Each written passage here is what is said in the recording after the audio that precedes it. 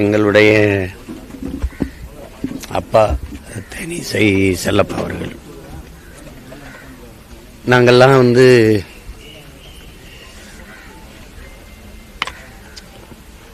புழுக்களாக நெளிந்து கொண்டிருந்த எங்களை எல்லாம் புலியாக மாற்றியது அவருடைய குரல் தான். எங்கள் அண்ணா காசி அண்ணாவுடைய பாடல்கள், என்னுடைய தாய் மாமன் மரத்தமிழ் வேந்தனுடைய பாடல்கள், பிறகு அவரே எழுதி பாடிய பாடல்கள், அதுவரை இல்லாத ஒரு எங்கள் இனத்தினுடைய ஒரு குரல், ஒரு எழுச்சி குரல். வேறவருக்கு தேனிசை செல்லப்பான்னு வந்துருச்சு ஒழியே அவர் தேனிசையெல்லாம் இல்லை, இன எழுச்சி முழக்கை செய்தார் அவர். எங்கெங்கோ கடை ஓடி மண்ணில் இருந்த என்னை போன்ற பல லட்சக்கணக்கான பிள்ளைகளுக்கு இன உணர்வு, மான உணர்வு, மொழிப்பற்று,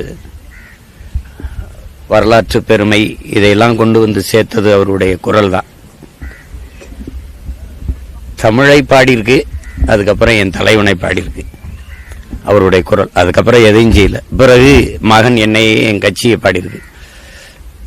சீபா ஆதித்தனார் எங்க தாத்தா அந்த கட்சி ஆரம்பிச்ச போது அவர் அந்த கட்சியில இருந்த முதன்மையான தளபதிகள்ல அப்பா தேனிசையும் ஒருவர். எத்தனாயிரக்கணக்கான பாடல்கள் அவர் இன எழுச்சிக்காக அவர் பாடியது. கடைசி வரை அந்த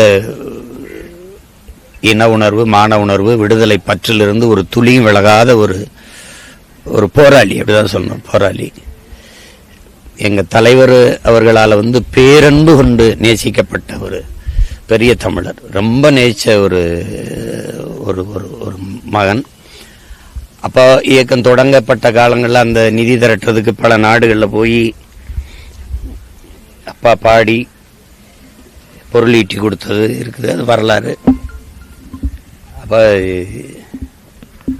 இன்னைக்குமே எங்களுக்கெல்லாம் அந்த விடுதலை உணர்வு மங்காம இருக்குது அப்படின்னா, ஒரு இளைஞனுக்குள்ளேயும் போர்க்குணம் இருக்குதுன்னா அது எங்க அப்பாவுடைய அந்த பாடல் தான்.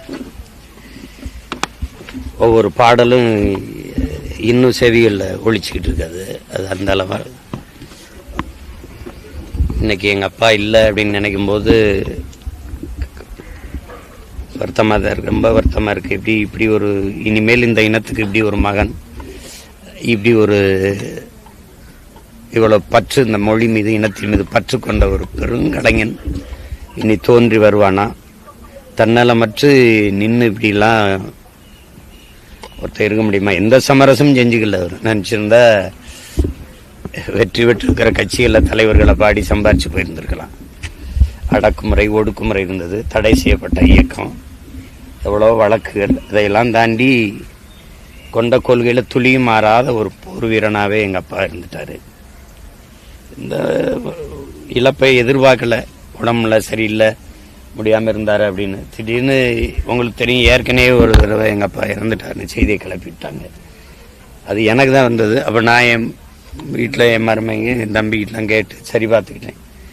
இப்போ இந்த வட்டியை நம்ப மறுக்கிறாங்க உலக நாடுகள். அண்ணா இது உண்மைதானான்னு பெரும் துயர நிகழ்வு நிகழ்ந்துருச்சு.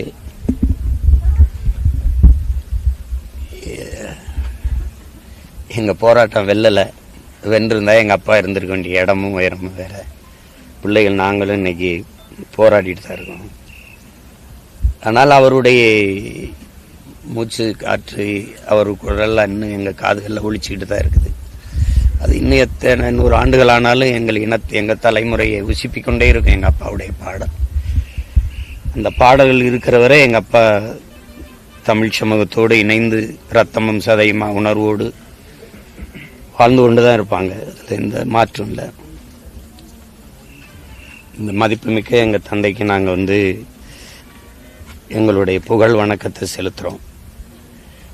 அவருடைய புகழை இன்னொரு தலைமுறைக்கும் கொண்டு போய் சேர்க்கிற பணி இனி வருங்காலங்களில் செய்வோம். தேனிசை செல்லப்பான்னு ஒருத்தர் இருந்தான் நமக்கு. அரிதினும் அரிதா தோன்றி ஒரு துளி சமரசம் இல்லாமல் இந்த மண்ணுக்கு மக்களுக்குமாக தன் குரலால் போராடியவன். வாளால் போராடியது, துவக்கால் போராடியது தன் குரலால் போராடி ஒரு போர்க்களத்தையே பிரளயப்படுத்திய பெருமகன் எங்களுடைய அப்பா. அவருக்கு எங்களுடைய புகழ் வணக்கத்தை செலுத்துறோம்.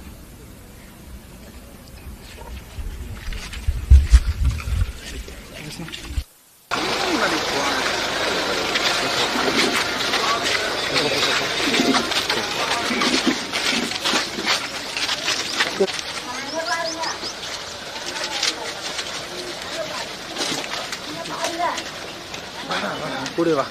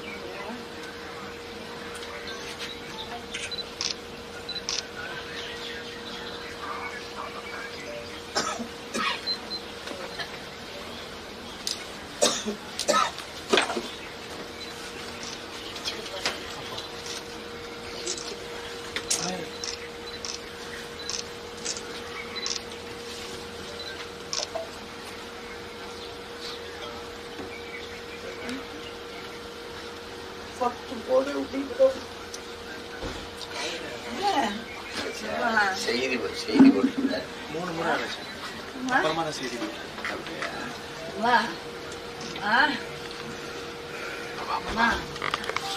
ரெண்டு 50 இருக்குமாமா?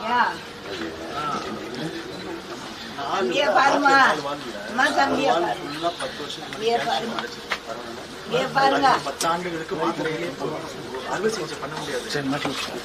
நான் ஏஜ் 75 வயசுல கூடி போச்சுங்க. இப்ப 85. நான் ஆப்போசிட்ல வந்துடலாம். செந்தில் ஆப்போசிட் வந்து எனக்கு பசி இல்லை.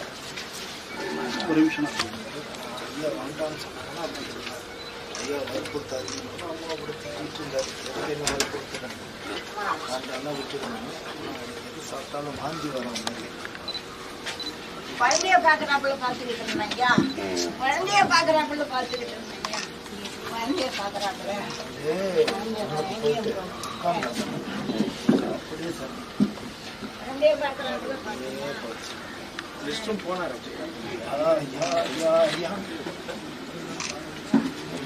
கரெக்டா அவன் தண்ணி ஊத்துறான். நான் ஐயா அப்படின்னா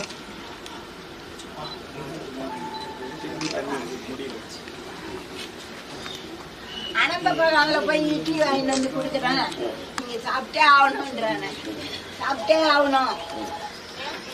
எனக்கு வேணாம், சாப்பாடு வேணாம். படுக்க வைங்க. என்ன படுக்க வச்சுடு ஐயா. என்ன படுக்க வச்சுடு ஐயா. படுக்க வச்சுட்டு தான் போவேன். இல்லைன்னா இங்கேயே படுத்துப்போம். காலையே படுத்துப்போம். என்னங்கிறதுக்குள்ள ஐயோ ஐயா என்னையா கப்பலே கவுந்துட்டு ஐயா. கப்பலு கவுந்து போச்சு ஐயா. கப்பலே கவுந்து போச்சு ஐயா. கப்பலு கவுந்து போச்சு ஐயா. எனக்கு எந்த தொல்லையும் இல்லாம இருந்தது ஐயா. யாரும் உங்களுக்கு போகலையா ஐயா. ஐயா ஒரு அதிசயம் ஒரு அதிசயம் நேரம் நகலாம் எல்லாத்தையும் வெட்டி அவ்வளோ சுத்தமாக நல்லா இருக்கும் போது நான் எங்க வேணாலும் கலந்துக்குவேன் ஐயா. எங்க வேணாலும் கலந்துக்குவேன் ஐயா. கஷ்டப்பட்டு ஐயா. ஐயா. ஐயா. அம்மா, அழுகலாமா? அழுகலாமா? ஐயோ அப்பா பாரம்மா, அப்பா பாரம்மா.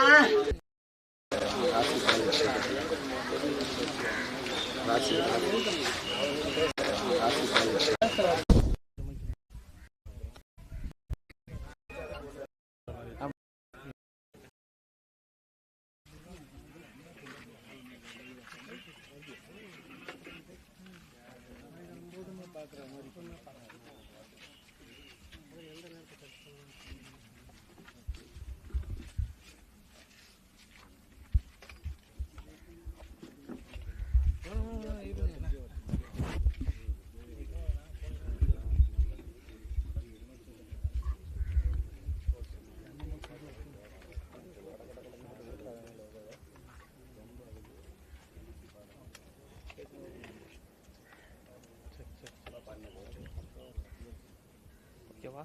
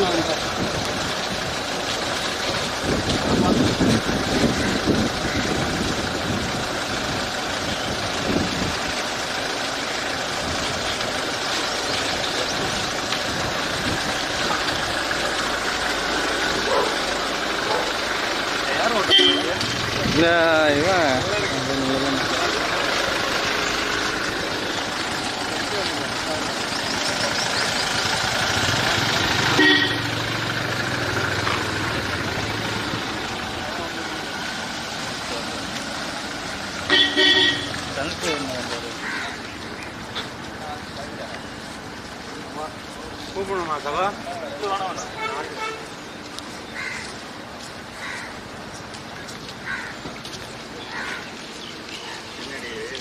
ரெண்டு பேரும் பண்ணாங்க, 3 பேரும்